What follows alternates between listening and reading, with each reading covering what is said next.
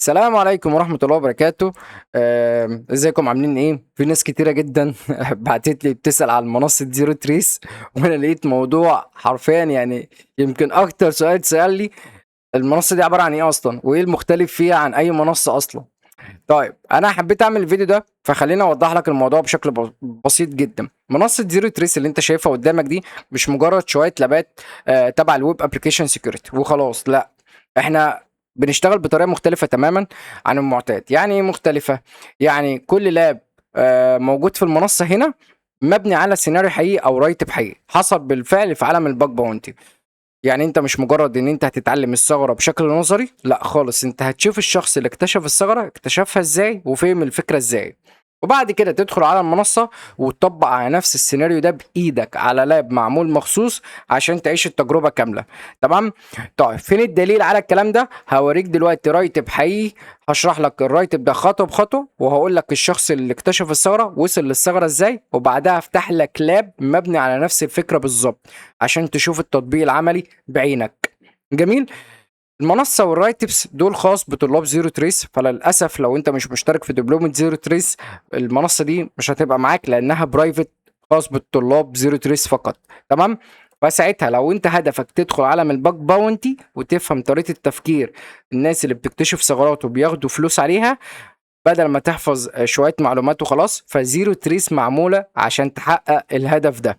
حلو. جميل. نبدأ بأول رايتب معانا. اول رايتب معانا ده هو HTML انجكشن. تمام. خد عليها 150 يورو، يعني حوالي تقريبا 9000 9000 جنيه في دقيقتين.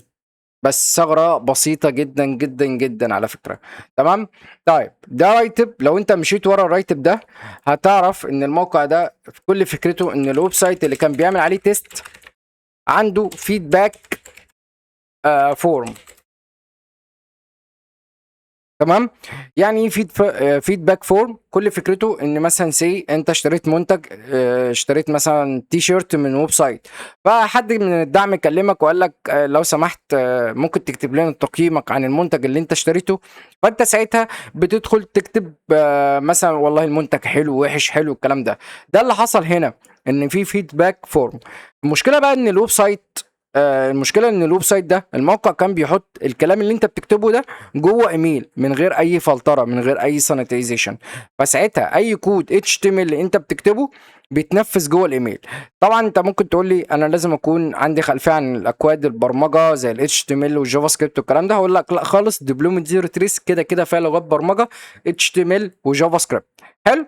طيب لو احنا مشينا ورا الراجل ده الخطوات. اول حاجه راح زار الويب سايت ده، تاني حاجه شاف حاجه اسمها فيدباك، قال لك هنا اكتب رساله وهنا الايميل. حلو. طب الراجل راح عمل ايه بقى؟ راح للفيدباك فورم وكتب البيلود بتاعه، والبيلود تقريبا اهو، هو ده البيلود اللي هو استخدمه.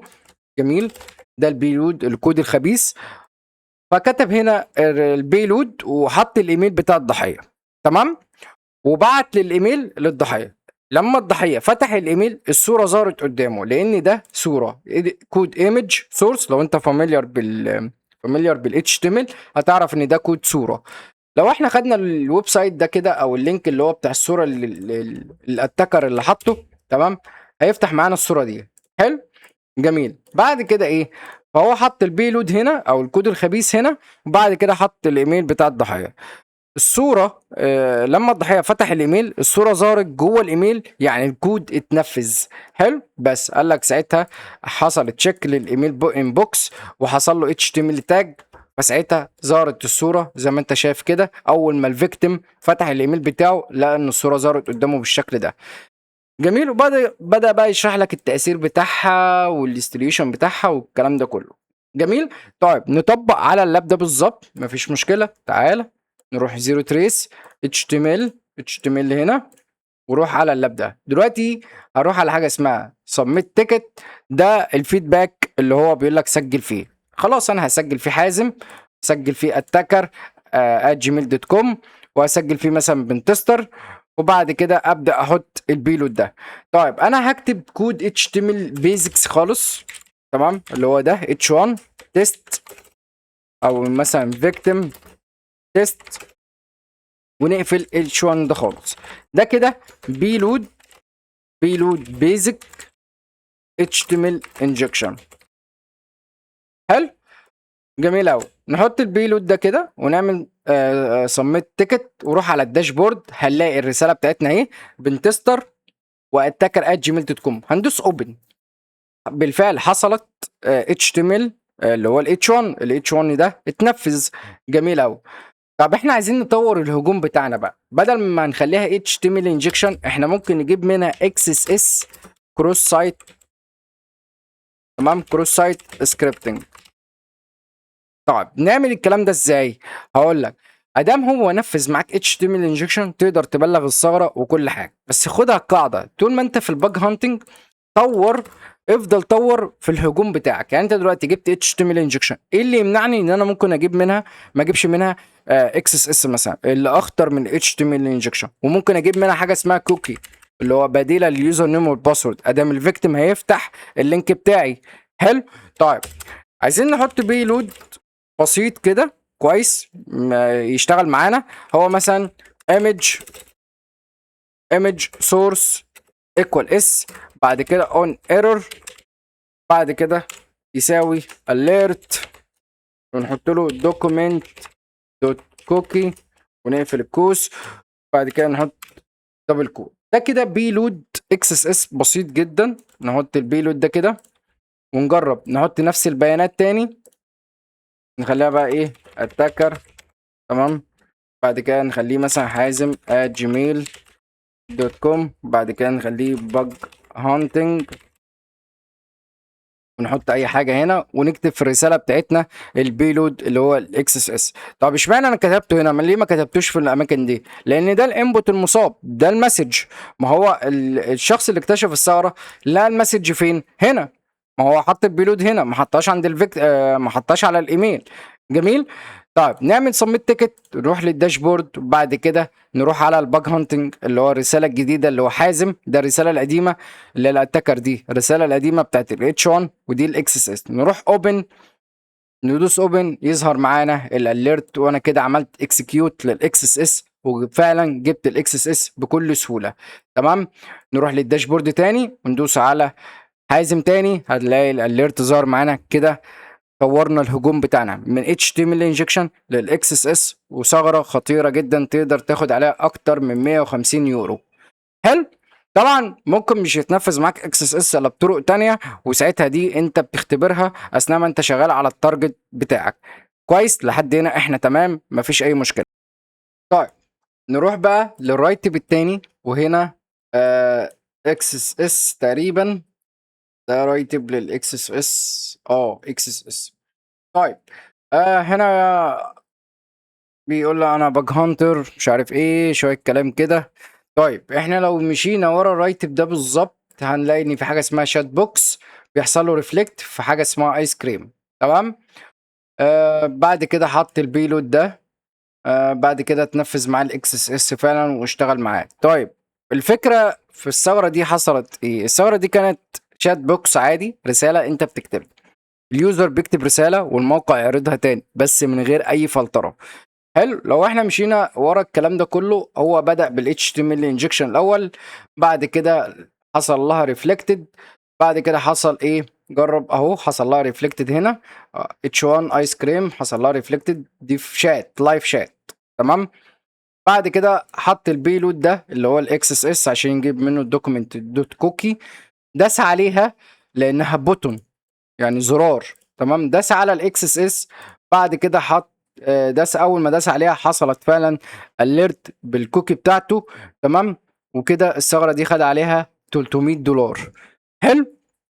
طيب نطبق على نفس اللاب، مفيش مشكله. تعالى احنا كده فهمنا اللاب. نروح على الاكس اس اس. تقريبا كانت ستورد لان هو بيقول انها اتخزنت في كذا مكان، فدي ستورد. دي ثغره خطيره جدا، انا مش عارف هو خد عليها $300 ازاي، لان الستورد دي بتتخزن في الداتابيز. يعني ايه الكلام ده؟ يعني اي حد هيروح يبص على الويب سايت نفس اللايف شات هيظهر له الاكس اس اس على طول في وشه. تمام. نعمل كلير كده للشات ده خالص، ونكتب هنا ايه اتاكر، ونعمل تيست كده بسيط، كلمة عادية. فعلا الشات ده شغال وكل حاجة. طب خلينا نبدأ نعمل H1 تيست. تمام. فعلا كلمه تيست حصل لها HTML انجكشن. نطور بقى الهجوم بتاعنا، نكتب له نفس البيلود اللي هو كان كاتبه. تعالى ناخده من الويب سايت. تمام اهو ده البيلود. تعالى نحط البيلود ده نفس البيلود بالظبط، وندوس على اكس اس اس. هو المفروض ان انا اول ما هدوس على الاكس اس اس هيحصل اليرت هنا بالكوكي بتاعتي. ندوس فعلا حصل ستورد اكس اس اس. طب ايه اللي يخليها ستورد؟ تعالى لو رحنا على الريفلكتد ده ورجعنا نفس الصفحه القديمه ودوسنا على لاب ستورد ودوسنا هنا، هنلاقي ان هي حصلت ستورد اكس اس اس. دي مش ستورد اصلا، مش عارف. طب خلينا نكتب كود تاني كده. غريب قوي، مش عارف. استنى كده، انا ناخد نفس البيلود ده ونخليها حازم سند هنا. هنا جميل. ستورد اكس اس اس. لو رجعنا ستورد اكس اس اس. حلو. حصلت ستورد اكس اس اس. فكده اي حد هياخد نفس الويب سايت ده بالظبط ويدوس عليه هيشتغل. لو رحت انا فتحت برايفت ويندو، تمام، بص الستورد اتنفذت فعلا واكس اس اس جبتها عادي. مجرد بس ان انا عملت شويه تيست بسيط. نقفل بس الصفحه دي خلاص. شكرا. شكرا. نقفل ده.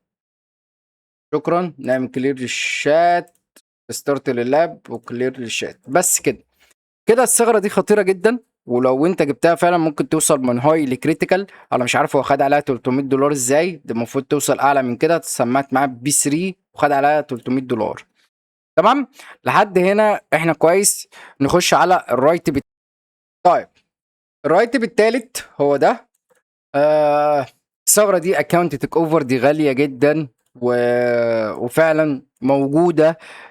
حوالي 98%، وسيبنا بس 2% عشان الناس بس ما تغلطنيش. تمام. 95% موجودة في المنصات فعلا في الويب سايت. الثغرة دي تمنها $1000. تمام. اكونت تيك اوفر فيا هوست هيدر انجكشن من ريسيب باسورد. طيب احنا لو مشينا ورا الرايتب ده بالظبط هنعرف ان في حاجات كتيره، تفاصيل كتيره. تمام. بس خلينا اشرح لك الرايتب ده عباره عن ايه. الموقع عنده ايه بقى؟ بص تعالى نركز بقى نمسح الكلام ده كله. الموقع عنده forget my password. انت دلوقتي واحد شخص مسجل في الويب سايت فانت نسيت الباسورد بتاعك، فالموقع عنده forget my password. تمام. لما اليوزر يطلب ريسيت باسورد، تمام، ان هو بقى عايز يجيب الباسورد التاني، السيرفر بقى بيعمل ايه؟ بيبعت ايميل فيه اللينك بالشكل ده. سي مثلا https، تمام، // وهنقول مثلا target.com/reset. بعد كده التوكن بتاعتك، والتوكن دي مثلا بيحتوي على كده.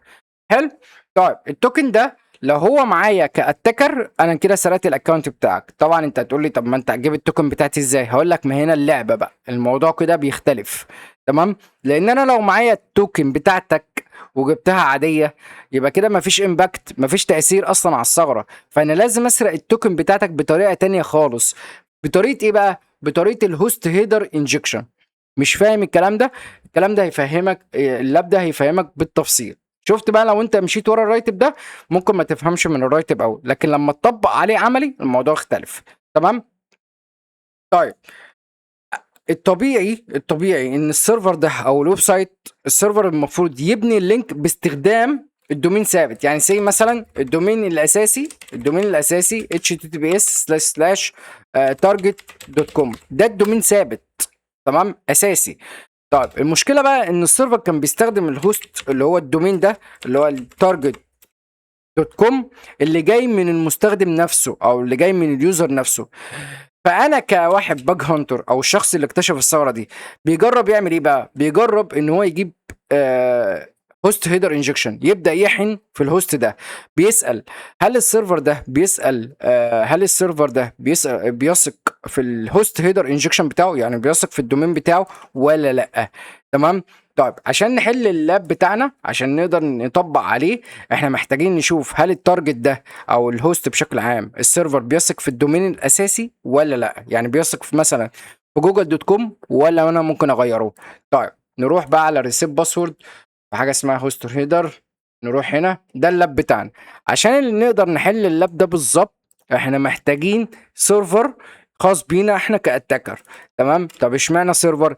السيرفر ده اللي هيخليني ان انا ابعته للفيكتيم، واول ما الفيكتيم يدوس على اللينك التوكن ترجع لي، يبقى انا كده سرقت التوكن من عند الفيكتيم عن بعد. حلو. طيب احنا بنفتح اداه اسمها بيرب سويت، دي اداه عملاقه هتستخدمها في الباج هانتنج، جامده جدا. حلو قوي. اوكي. تمام. نروح للبروكسي، نفتح اوبن براوز عشان بس الفايرفوكس عندي فيه مشكله. ناخد نفس اللاب ده نحطه هنا. جميل. طيب كويس قوي. ده اللاب بتاعنا. وكده دلوقتي انا عندي اكونت الفيكتيم اهو. انا دلوقتي الايميل بتاعي اسمه attacker@gmail.com. ده الاتاكر، ده الايميل بتاعي، وانا معايا مجرد بس الايميل بتاع الفيكتيم، معيش لا باسورد ولا اي حاجه. حلو. فانا خدت الاكونت بتاع الفيكتيم ده وقمت حاطه هنا عادي، وبعمل سند ريسيت للايميل. عايز اغير في الايميل بتاعي، قصدي عايز اغير الباسورد بتاعي. فانا اقوم وقف الانترسبت وابعت هنا ريكوست. جميل. ده الريكوست بتاع مين؟ بتاع الفيكتيم اهو، حتى الايميل بتاعه الفيكتيم اهو. طيب ده الهوست، ده الدومين الاساسي. تمام. انا بقى لو انا غيرت الدومين الاساسي ده، السيرفر هيقبل مني الطلب ولا لا؟ طب لو قبل مني الطلب عادي، يبقى كده في ثغره اسمها هوست هيدر انجكشن، لانه هيقبل مني الدومين اللي انا هحطه كاتاكر، الدومين السيرفر بتاعي. طب خلينا نوقف الانترسبت ده كده. بص، نركز في الايميل ده. يا عم هات هنا تعالى. طب نعمل سند تاني. ده الايميل، او ده اللينك اللي هيجي لك على الايميل، ده اللينك اللي هيجي لك على الايميل اهو HTTP لوكال هوست HTML واللابس والكلام ده. وده التوكن بتاعت مين؟ بتاعت الفيكتيم. تعالى ناخد التوكن دي كده، نكتب كده توكن الفيكتيم اللي هو التوكن بتاعت الضحيه. طب التوكن ده لو اتسرق، انا كده سرقت الاكونت بتاع الفيكتيم. طب انا هسرقه ازاي؟ ما انت مش هيكون معاك اللينك ده. هقول لك صح. فاحنا عايزين بقى نغير اللينك ده لللينك السيرفر بتاعي انا كاتاكر. نعملها ازاي؟ اول حاجه هنعمل ريسيت لللاب. بعد كده انا اقوم ايه ناخد الطلب، نوقف الطلب كده. الطلب ده كده لسه ما راحش للسيرفر. نغير الهوست هيدر. طب نغيره ازاي؟ تغيره بقى الايفل دوت كوم، تغيره الجوجل دوت كوم، المهم ان انت تغيره في سيرفر خاص بك انت. لو انت معاك النسخه البروفيشنال هنا، هتعمل جيت ستارتد، هتروح على الكولابريتور وتعمل جيت ستارتد، وبعد كده تاخد اللينك بتاعه، لينك السيرفر بتاعك اهو. هتقوم مغير الهوست ده، تشيل الهوست ده خالص. تمام. وبعد كده تعمل فورورد. خلاص ودي الطلب ده فين؟ للسيرفر. وديته. وقف الانترسبت. تعال نروح نبص عليه. قبل مني السيرفر بتاعي. تمام. بص بقى، ده اللينك بتاع الفيكتيم عادي، والسيرفر بتاع الدومين الاساسي وكل حاجه. بص هنا بقى دلوقتي، لما انا حطيت السيرفر بتاعي بقى ده السيرفر بتاعي، لو الفيكتيم داس عليه هيظهر لي التوكن بتاعت الفيكتيم على طول. طب يدوس عليه ازاي؟ عادي، دوس كده دبل كليك. تمام. طبعا هيفتح له صفحه فاضيه. لو انا رحت على الكولابريتور وعملت بون ناو، هلاقي الريكوستات بتاعت الفيكتيم. قال لي فعلا في طلب، الفيكتيم داس على اللينك، وده التوكن بتاعته هو. كده انا سرقت التوكن بتاعت مين؟ بتاعت الضحيه. طيب بعد ما انا اسرق التوكن عادي، هكون انا عامل طلب للاتاكر، للاتاكر دوت كوم، الاتاكر@gmail.com ده. تمام. وهبدل التوكن بدل الاتاكر هحطها بتاعت مين؟ بتاعت الفيكتيم. واول ما انا هحط التوكن بتاعت الفيكتيم ده، تمام، واحط اي باسورد هنا ريسيت. بص كده انا سرقت الاكونت بتاع الفيكتيم. طب ايه اللي يثبت لي ده الاكونت الفيكتيم اهو، وده الباسورد اللي انا حطيته. تمام اهو. فيريفاي، هتلاقي اكسس جرانتد، يبقى انا كده عملت اكونت تيك اوفر. ده اللي اتطبق في الرايتب بالظبط. لو انت قريت الرايتب ده بالظبط، ده اللي اتطبق اهو. هو بيقول لك ان هو عمل الهوست بتاعه الاساسي تارجت دوت كوم اهو. تمام. راح عمل تريك كده، راح مغير هوست هيدر انجكشن بالماي سيرفر بتاعه، السيرفر بتاعه حط ايفل دوت كوم. جميل. عمل فورورد للريكوست. فعلا عمل في الريكوست، لقى في السيرفر بتاعه ان في توكن جات له بتاعت الفيكتيم سيكريت. حلو، خد التوكن وراح مغيرها، وكده معاه الاكونت بتاع الفيكتيم. كده انا سرقت الاكونت بتاعت الفيكتيم، ثغرة تمنها $1000. تمام. فهمت بقى ليه المنصة دي مبنية على لابات الرايت تيبس. الموضوع مختلف تماما يا جماعة، الموضوع مرعب حرفيا. الافكار اللي هنا ولسه هتتطور مرة ورا التانية. الموضوع في حتة تانية، الموضوع في حتة تانية بجد. تمام. لابات بورت سويجر لابات كويسة جدا، بس للمبتدئين، للمبتدئين. لابات افكارها مش قوية قوي زي السيناريو الحقيقي اللي موجود في ارض الواقع. عشان كده خدنا الرايت تيبس دي، بنجيب احسن رايت تيبس بنقراه ونفهم فكرته، وبعد كده نبدأ نعمل لك عليها اللابات دي. تمام. لو عندك اي تفاصيل تانية تقدر تكلمني في اي وقت، ولو عايز تستفسر عن دبلومة زيرتس كلم الرقم الادمن وهو هيرد عليك بكل التفاصيل. السلام عليكم ورحمة الله وبركاته، كل عام وانتم بخير.